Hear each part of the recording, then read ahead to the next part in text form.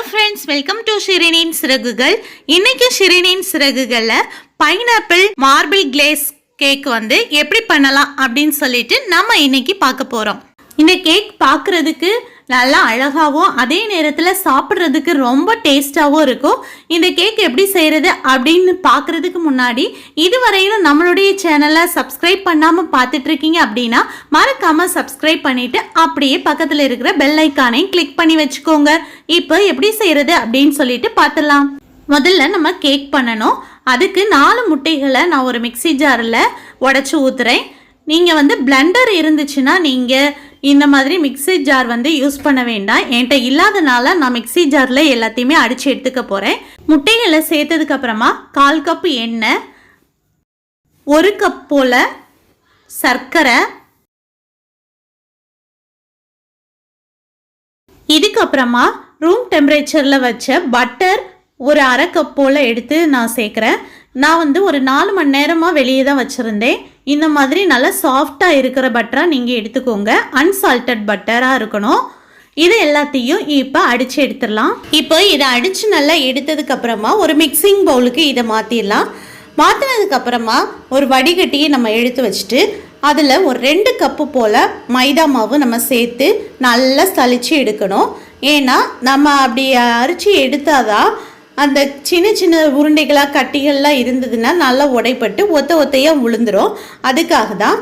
இப்போ இது கூட baking soda 1/2 teaspoon, baking powder 1 teaspoon, கொஞ்சமாக 1 பிஞ்ச் அளவுக்கு கொஞ்சம் உப்பு சேர்க்கணும். இவ்வளோ போதும். இது சேர்த்ததுக்கப்புறமா நல்லா இதை சலிச்சு எடுக்க வேண்டியதாக இந்த மாதிரி எல்லாத்தையும் பாருங்கள். இந்த கட்டிகள்லாம் வருது பாருங்களேன். இதை அப்படியே போடக்கூடாது. அதுக்காக தான் சலிச்சு எடுக்கிறது. இதுக்கப்புறம் நல்லா கலந்து விட்டுறலாம். நம்ம கலந்து விடும்போது பார்த்திங்க அப்படின்னா கொஞ்சம் கட்டியாக இருக்கும். அதனால நம்ம வந்து இப்போ பால் சேர்க்கணும். இது கூட நல்லா காய்ச்சி ஆற வச்ச பால் நான் 1/2 கப் போல் சேர்க்குறேன். இதுக்கப்புறமா நம்ம எசன்ஸ், பைனாப்பிள் எசன்ஸ் வந்து 1 டேபிள் ஸ்பூன் சேர்த்துடலாம். அடுத்து ஃபுட் கலர் வந்து எல்லோ நான் சேர்க்குறேன். இது வந்து ஆப்ஷனல் தான், வேணும்னா நீங்கள் சேர்த்துக்கலாம். பைனாப்பிள் நம்ம எசன்ஸ் சேர்த்தனால கொஞ்சம் எல்லோவாக இருக்கட்டும் நான் சேர்த்துருக்கேன். இப்போ இது எல்லாத்தையுமே நல்லா கலந்து விட்டுலாம். கலந்து விட்டு பார்க்கும்போது கொஞ்சம் திக்காக இருக்கணும். ரொம்ப திக்காக இருக்கக்கூடாது, ரொம்ப தண்ணியாகவும் இருக்கக்கூடாது. கொஞ்சம் ரொம்ப திக்காக இருந்துச்சுன்னா இன்னும் கொஞ்சம் கூட நீங்கள் பால் சேர்த்துக்கலாம். இப்போ பாருங்கள், நான் எல்லாம் கலந்த பிறகு அதை எடுத்து ஊற்றி காட்டுறேன் பாருங்கள். அப்படியே மடிப்பாக வரும். இங்கே பாருங்கள், இந்த மாதிரி மடிப்பாக வரணும். இதுதான் இதனோட பக்குவம். இருக்கட்டும். இப்போது கேக் செய்கிற பாத்திரத்தை எடுத்து அது நல்லா ஆயில் தடவ போகிறோம். நல்லா சுற்றிலும் தடவி விட்டுக்கோங்க. கீழே மட்டும் கிடையாது, சைட்லேயும் நல்லா தடவி விட்டுட்டு ஒரு பட்டர் பேப்பர் எடுத்து இந்த மாதிரி ப்ளேஸ் பண்ண வேண்டியதான். இந்த பட்டர் பேப்பர் மேலேயும் நம்ம வந்து ஆயில் தடவணும். அப்படின்னா தான் வந்து நம்ம எடுக்கிறதுக்கு நல்லா ஈஸியாக வரும். எல்லா பக்கமுமே நம்ம அப்ளை பண்ணியாச்சு. இப்போ நம்ம கலந்து வச்சுருக்கிற இந்த மாவை இதில் ஊற்றிட வேண்டியதான். மாவெல்லாம் ஊற்றுனதுக்கப்புறமா நம்ம வந்து அப்படியே விட்டுறக்கூடாது. இது நல்லா தட்டணும். அப்படின்னா தான் பபிள்ஸ் ஏதாவது இருந்ததுன்னா வெளியே போயிடும். பாருங்கள், இந்த மாதிரி தட்டி எடுத்துக்கோங்க. இப்போ பாருங்கள், மாவு வந்து வேக வைக்கிறதுக்கு ரெடி ஆயிடுச்சு. இருக்கட்டும். இப்போ ஒரு தவாவை எடுத்து நல்லா சூடுபடுத்திக்கணும் 5 நிமிஷமாக. இது சூடாகிடுச்சு. இது மேலே வச்சிடலாம். நம்ம 5 நிமிஷம் நல்லா சூடான பிறகு தான் வைக்கணும். வச்சுட்டு ஒரு மூடி போட்டு மூடி வச்சு 45 நிமிஷம் போல் இதை வேக விடணும். இதை வந்து ரொம்ப லோ ஃப்ளேமில் வேணாம், லோ மீடியம் ஃப்ளேமில் நீங்கள் வச்சுக்கோங்க. இப்போ பார்த்தீங்க அப்படின்னா நம்மளுடைய கேக் வந்து நல்லா வெந்து ரெடியாகி வந்திருக்கு. செம்ம சாஃப்டாகவும் வந்திருக்கு. இதை வந்து நம்ம உள்ளேருந்து எடுக்கணும். அதுக்கு ஒரு பிளேட்டை வச்சுட்டு இந்த மாதிரி அப்படியே திருப்ப வேண்டியதா. திருப்பினதுக்கப்புறமா பட்டர் பேப்பரை நம்ம ரிமூவ் பண்ணணும். கொஞ்சமாக அப்படியே ஓரத்துலேருந்து எடுத்து அப்படியே ரிமூவ் பண்ணிடலாம். பாருங்கள், நல்லா வெந்து சூப்பராக வந்திருக்கு. மேலே வந்து பார்த்திங்க அப்படின்னா நல்ல மேலே எலும்பி வந்திருக்கு. அப்படி எலும்பி வந்தால் தான் கேக் வந்து நல்லா வெந்து சாஃப்டாக வந்திருக்கும். பாருங்கள், அழகாக ரெடி ஆகிருச்சு. இப்போ பார்த்திங்க அப்படின்னா மேல் பகுதி வந்து கொஞ்சம் தூக்கிட்டு இருக்குல்ல, இதை வந்து சரிசமமாக அப்படியே கட் பண்ணி நம்ம எடுக்கணும். அதுக்கு ஒரு பெரிய கத்தி நான் எடுத்துக்கிட்டேன். கேக் கட் பண்ணுற அந்த கத்தி இருந்ததுன்னா ரொம்ப வசதியாக இருக்கும்.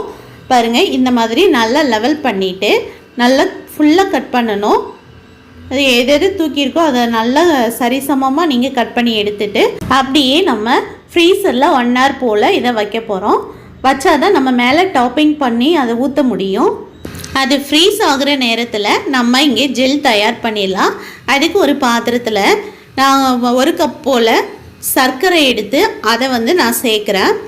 சர்க்கரை போட்டதுக்கப்புறமா கார்ன்ஃப்ளவர் மாவு 1.5 டேபிள் ஸ்பூன் போல் நான் சேர்க்குறேன். அதுக்கப்புறமா கண்டன்ஸ் மில்க்கு நான் சேர்க்க போகிறேன். இது 1 கப் போல் நான் சேர்க்குறேன். இதுக்கு ஒயிட் சாக்லேட் போடுவாங்க. அப்படி சாக்லேட் சேர்த்திங்க அப்படின்னா இது 1/2 கப்பே போதுமானது. நான் சாக்லேட் சேர்க்க போகிறதில்ல, அதனால் 1 கப் சேர்த்தாச்சு. இப்போ 1.25 கப்பு இதுக்கு தண்ணி ஊற்றிட்டு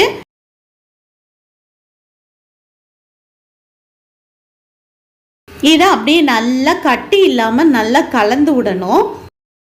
ஏதாவது கட்டி இருந்துச்சுன்னா நல்லா உடச்சி விட்டுட்டு நல்லா இப்படி தேய்ச்சி விட்டு கலந்துக்க வேண்டியது தான். இப்போது நல்லா கலந்தாச்சு. இது அப்படியே ஓரமாக இருக்கட்டும். நம்ம இப்போ ஜெலட்டின் பவுட்ரு நம்ம மிக்ஸ் பண்ணணும்.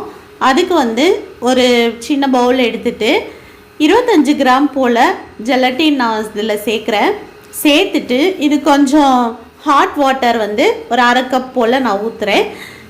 ஹாட்டாக இருந்துச்சுன்னா கொஞ்சம் நல்லா கரைஞ்சிரும். ரொம்ப சூடாக இருக்கணும்னு தேவையில்லை, கொஞ்சம் மீடியமாக சூடாக இருந்தால் போதும். இதை அப்படியே நல்லா கட்டிகள் இல்லாமல் இதையும் நல்லா கலந்து வச்சிட வேண்டியதுதான். இது எல்லாமே நல்லா கரைஞ்சி வந்ததுக்கப்புறமா அப்படியே ஓரமாக வச்சுட்டு நம்ம ஏற்கனவே கரைச்சி வச்சுருந்த இந்த இதை அப்படியே நல்லா அடுப்பில் வச்சு சூடுபடுத்த வேண்டியதுதான். நம்ம சூடாக்கி நல்லா வெந்து வரும்போது இது கொஞ்சம் திக்காகும். கொஞ்சம் நல்லா சூடானதுக்கப்புறமா நம்ம கரைச்சி வச்சுருந்த ஜெலட்டினை அப்படியே இதில் ஊற்ற வேண்டியதான். பாருங்கள், இதையும் நல்லா கலந்து விட்டுக்கோங்க. அதில் கட்டிகள் இருந்தாலும் இந்த சூடாகும்போது நல்லா கரைஞ்சி வந்துடும். தொடர்ந்து இந்த மாதிரி நம்ம கலந்து விட்டுட்டே வரணும். அப்படின்னா தான் அடியில் பிடிக்காது, இல்லாட்டி அப்படியே அடியில் கட்டியாக ஆரம்பிச்சிடும். பாருங்கள், நல்லா திக்காகி வந்துருச்சு. இந்த டைமில் ஆஃப் பண்ணிட வேண்டியது தான். இதை அப்படியே நம்ம வடிகட்டணும். கட்டிகள் இருந்தால் அப்படியே மேலே வந்துடும். அதுக்கப்புறமா பைனாப்பிள் எசன்ஸ் 1/2 டீஸ்பூன் போல் சேர்க்குறேன். இது ஃப்ளேவர் நல்லாயிருக்கும். இந்த இதுலேயும் ஜெல்லுலேயும் அந்த ஃப்ளேவர் இருந்துச்சுன்னா ரொம்ப நல்லாயிருக்கும். இப்போ கலர் சேர்க்க ஆரம்பிச்சிடலாம். நான் 4 கலர் போல் இதில் சேர்க்க போகிறேன். எல்லோ, க்ரீன், ரெட், அப்புறம் ஒயிட்டு.